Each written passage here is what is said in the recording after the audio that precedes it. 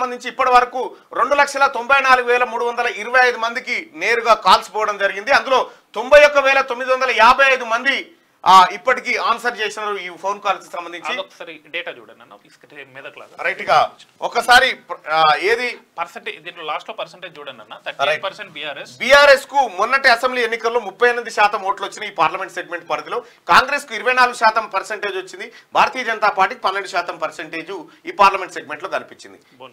ఇక భువనగిరి విషయానికి వస్తే భువనగిరి పార్లమెంట్ సెగ్మెంట్ కి సంబంధించింది ఒకసారి చూస్తే భువనగిరి పార్లమెంట్ కి సంబంధించి 7 అసెంబ్లీ కాన్స్టిట్యున్సీలు ఉంటాయి. ఒకటి ఇబ్రాహీంపట్నం, మునుగోడు, భువనగిరి, నకరేకల్, తుంగతుర్తి, ఆలేరు, జనగాం. ఇక్కడ జనగాం మాత్రమే బీఆర్ఎస్ పార్టీ మొన్న గెలిచింది. మిగతా అన్ని నియోజకవర్గాల్లో కాంగ్రెస్ పార్టీ విజయం సాధించింది. ప్రస్తుతం ఉన్నటువంటి పరిస్థితిని ఒకసారి మనం కనుక చూస్తే ఇదే ఇబ్రాహీంపట్నంలో భారతీయ జనతా పార్టీకి 15,000 ఓట్లు వచ్చినాయి. మునుగోడులో 22,000 ఓట్లు వచ్చినాయి. భువనగిరిలో 9,000 ఓట్లు వచ్చినాయి. నకరేకల్లో 5,000 ఓట్లు వచ్చినాయి. తుంగతుర్తిలో 4,000 ఓట్లు వచ్చినాయి. ఆలేరులో 9,000 ఓట్లు వచ్చినాయి. జనగాంలో 7,000 ఓట్లు వచ్చినాయి. మొత్తం ఈ పార్లమెంట్ సెగ్మెంట్ పరిధిలో బీజేపీకి 5% ఓట్లు వస్తే కాంగ్రెస్ పార్టీకి 53% ఓట్లు వచ్చినాయి. బీఆర్ఎస్ కు 36% ఓట్లు వచ్చినాయి. అంటే సంపూర్ణమైనటువంటి మెజార్టీని ఇక్కడ కాంగ్రెస్ పార్టీ సాధించింది. మెదక్లో 3 నియోజకవర్గాలు కేవలం 10,000 ఓట్ల తేడాతోనే కాంగ్రెస్ పార్టీ ఓడిపోవడం జరిగింది. కానీ ఇక్కడ పరిస్థితి భువనగిరి నియోజకవర్గానికి చూస్తే భువనగిరి నియోజకవర్గంలో ఇబ్రాహీంపట్నం ఎమ్మెల్యేగా ఉన్నటువంటి మల్రెడ్డి రంగారెడ్డి గారు దాదాపు ఒక 40,000 మెజార్టీతో గెలవగలిగిండు. ఇక్కడ మునుగోడుకు సంబంధించినటువంటి చూస్తే కనుక దాదాపు ఈయనొక 40,000 ఓట్లతో గెలవడం జరిగింది కోమటిరెడ్డి రాజగోపాల్ రెడ్డి. భువనగిరి చూస్తే కూడా భువనగిరిలో కూడా దాదాపుగా ఒక 25,000 ఓట్ల మెజార్టీతో గెలవడం జరిగింది. నకరేకల్ దాదాపు 55,000-54,000 ఓట్ల మెజార్టీతో గెలవడం జరిగింది. ఇక తుంగతుర్తి విషయానికి వస్తే తుంగతుర్తి 50,000 ఓట్ల మెజార్టీతో గెలవడం జరిగింది కాంగ్రెస్. ఆలేరులో కూడా 50,000 ఓట్ల మెజార్టీ. జనగాంలో కాంగ్రెస్ పార్టీ ఓడిపోయింది కేవలం 15,000 ఓట్ల తేడాతోనే. ఆ 15,000 కూడా పల్లారాజేశ్వరరెడ్డి ఎలక్షనీరింగ్ ఏందో మీకు తెలుసు, మీరు స్వయంగా దొంగ ఓట్లు కథా కార్యక్రమం వేరే ఉంటుంది. అది కూడా 15,000 అంటే 15,000 ఓట్లు వస్తే కాంగ్రెస్ పార్టీ గెలుస్తుండే. అన్న భువనగిరి పార్లమెంట్ విషయంలో నేను మిమ్మల్ని అడగాలనుకుంటున్నా, ఇది ప్రిపేర్ చేసేటప్పుడు మీరు ఇక్కడ నుంచి టికెట్ ఎక్స్పెక్ట్ చేస్తున్నారని నేను విన్నాను. దీని మీద అధిష్టానానికి దరఖాస్తు చేసుకున్నా వాళ్ళు ఏం నిర్ణయం. సో ఇక్కడ కూడా క్యాండిడేట్ ఇంకా అనౌన్స్ చేయలేదు. అండ్ భువనగిరి పార్లమెంట్ చరిత్ర ఎట్లున్నదన్న, మీరు ఇదే పార్లమెంట్ కి సంబంధించిన వాళ్ళు కాబట్టి, అంటే ఇక్కడ ఎలాంటి ట్రెండ్స్ ఉంటాయి? రైట్, భువనగిరిలో వాస్తవానికి కాంగ్రెస్ కంచుకోట. అది ప్రధానంగా బీసీ సామాజిక వర్గాలు ఎక్కువగా ఉన్నటువంటి పార్లమెంట్ సెగ్మెంట్. అది అంటే అన్ని పార్లమెంట్ సెగ్మెంట్ లో బీసీలు ఎక్కువ ఉంటారు. ప్రధానంగా ఎక్కువ మొత్తంలో గౌడ సామాజిక వర్గం భువనగిరి పార్లమెంట్ సెగ్మెంట్ లో ఉంటుంది. ఆ తర్వాత మిగతా బీసీ కులాలు కూడా ఉంటాయి. అంటే దాదాపు 160 పైచిలకు మంది బీసీలే ఇక్కడ ఉన్నారు.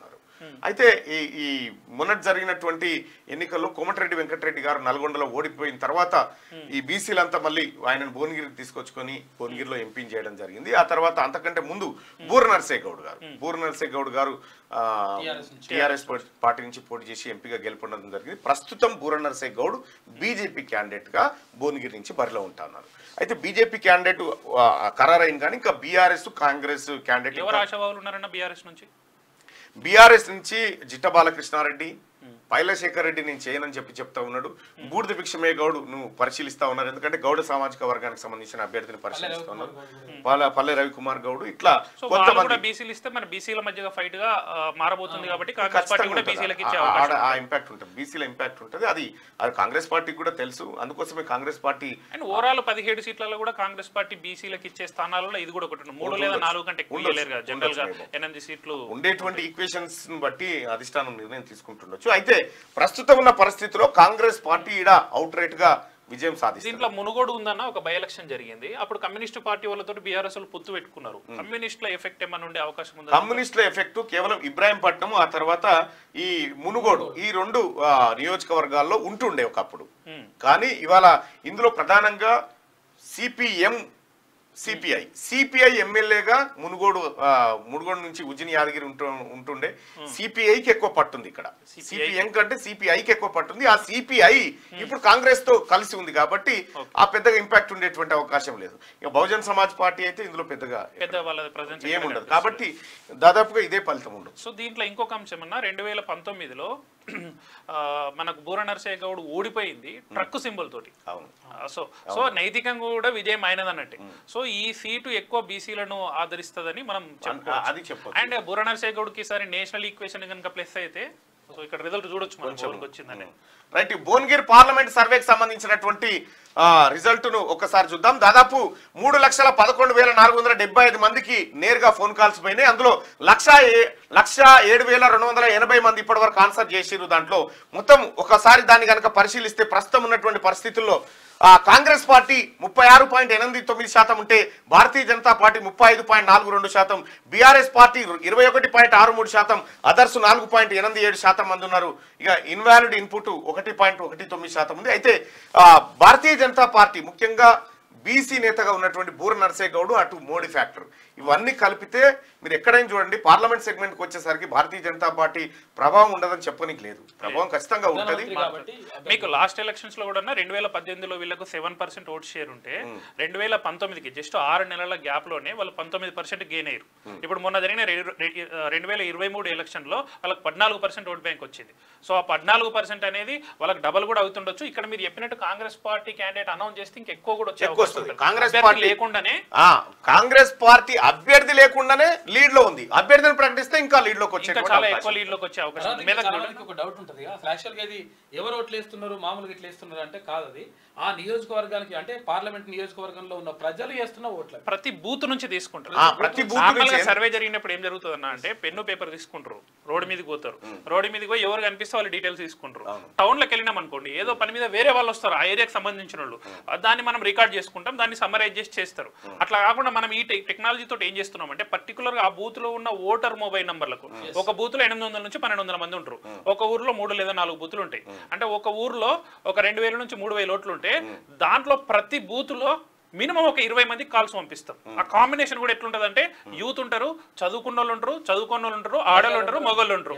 ఆ కాంబినేషన్ లో మనం పంపిస్తాము. సెఫాలజీస్ లో ఏదైతే సర్వేకి ప్రిన్సిపల్స్ ఉంటాయో వాటి ప్రకారమే మనం డేటాను పంపించి ఆ కాల్స్ రికార్డ్ చేసి టెక్నాలజీ తోటి ఇమీడియట్ గా స్క్రీన్ మీద చూపెడుతున్నాం అన్న. అందుకోసం ఇప్పుడు మెదక్ పార్లమెంట్ సెగ్మెంట్ తీసుకుంటే మెదక్ లో భువనగిరి పైన ఉంది. ఇది భువనగిరి పార్లమెంట్ సెగ్మెంట్ కి సంబంధించి తీసుకుంటే ఇక్కడ భారతీయ జనతా పార్టీ వాటికి అన్ని ఫ్యాక్టర్స్ కలిసి వస్తూ ఉంటాయి. ఎందుకంటే ఇది హైదరాబాద్ కు చుట్టుపక్కల ఉన్నటువంటి నియోజకవర్గం. ఇక్కడ కొంత భారతీయ జనతా పార్టీ పార్లమెంట్ ఎన్నికల్లో పర్ఫార్మెన్స్ చూపించేటువంటి అవకాశం అయితే కనిపిస్తూ ఉంది. ప్రధానంగా అక్కడ బూర నరసయ్య గౌడ్ బీసీ అభ్యర్థిగా ఉండడం కొద్దిగా ఆయనకు మాజీ కాంగ్రెస్ పార్టీకి ఇంకొక మైనస్ కూడా ఏమైతుంది అంటే లాస్ట్ ఓట్ బ్యాంక్ తోటి ఎందుకు తగ్గుతుందంటే ఇమ్మీడియట్ గవర్నమెంట్ వచ్చింది కాబట్టి కొంత యాంటీ ఇన్కమెన్సీ పెరుగుతుంది. ఇప్పుడు ఏం పెరగదు, ఉంటది కదా అన్న, రైతు బంధు బలేదని ఇంకా రెచ్చగొట్టేటోళ్ళు ఉంటారు. ఇప్పుడు టీఆర్ఎస్ వాళ్ళకి ఏం పని, రోజు ఏం జరుగుతుందంటే న్యూస్ లో మీరు చూపించే దాంట్లో రోజు రేవంత్ రెడ్డి గారు కాంగ్రెస్ పార్టీ వాళ్ళు చేసిన స్కామ్లు బయట పెడుతున్నారు. నిన్న కూడా చెమడలు తీస్తా మంచి లాంగ్వేజ్ తోటి మాట్లాడారు టీఆర్ఎస్ వాళ్ళు. సో టీఆర్ఎస్ వాళ్ళు ఏం చేస్తారు, రిటర్న్ అటాక్ కాంగ్రెస్ పార్టీ ఇచ్చిన హామీలు అమలు పరచురు. ఫస్ట్ మీ 6 గ్యారంటీలు ఏవి, మీరు 400 హామీలు ఇచ్చారు ఏమని మాట్లాడుతున్నారు. ఈ మధ్యలో బీజేపీ ఏం చేస్తుంది, సందులో మంచిగా కింద గ్రౌండ్ కి వెళ్ళిపోయి మోడీని చూపెట్టుకొని వాళ్ళ రామ మందిరం చూపెట్టుకొని కింద గ్రౌండ్ పెంచుకుంటూ పోతుంది. సో అది బీజేపీ పార్టీకి ఉన్న అడ్వాంటేజ్. ఇక్కడ అక్షింతలు తెలంగాణలో ఇంటింటికి గడ్డం ప్రసాద్ గారు చెప్పారు కదా ఫోన్ పక్కన పెట్టమని. ఈ ఫోన్లలోనే మొత్తం బీజేపీలో సోషల్ మీడియానే మొత్తం ఇదేనా, ఈ ఫోన్లలో వాట్సాప్ లో ఇలా పంపిస్తుంటే కింద మంచిగా గ్రౌండ్ పెరుగుకుంటూ వస్తుంది బీజేపీ. రైట్, చాలా శాంపిల్స్ అన్నట్టు ఇది హ్యూజ్ అన్నట్టు శాంపిల్స్ దాదాపు 1,23,000 మంది అభిప్రాయాన్ని ఇక్కడ తీసుకురావడం జరిగింది.